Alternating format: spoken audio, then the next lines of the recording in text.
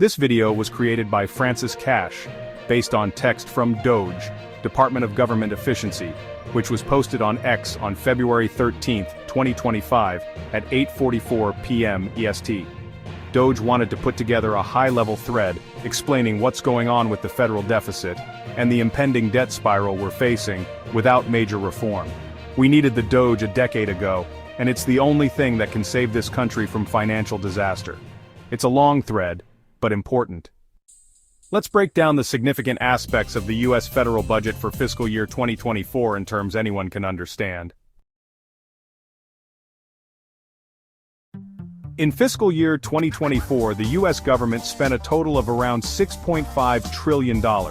That's like spending $20,000 per second every second for the entire year. This money goes towards everything from defense, Social Security, healthcare like Medicare and Medicaid, to education, infrastructure, and countless other programs and services. What's a deficit?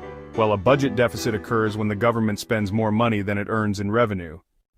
For fiscal year 2024, the deficit was about $1.8 trillion. Imagine if you only made $4.9 trillion, which is the revenue, but spent $6.5 trillion.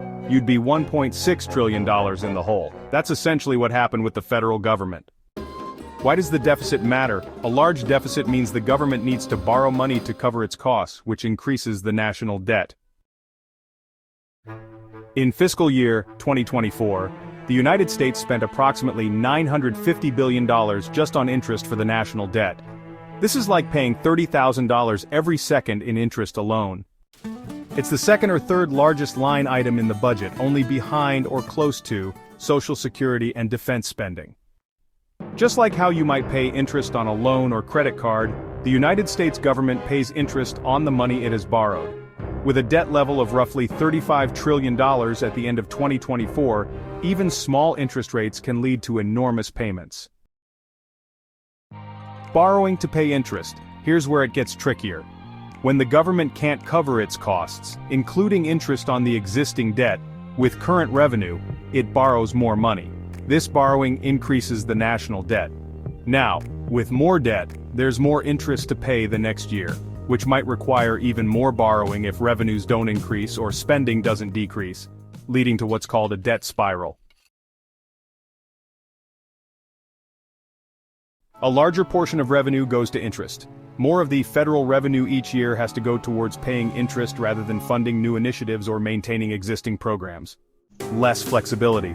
High debt levels can restrict the government's ability to respond to new economic challenges or emergencies because so much of the budget is already allocated to debt servicing.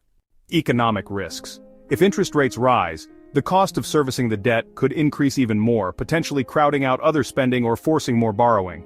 High debt levels can also lead to concerns about the country's creditworthiness, potentially increasing borrowing costs. Current scenario.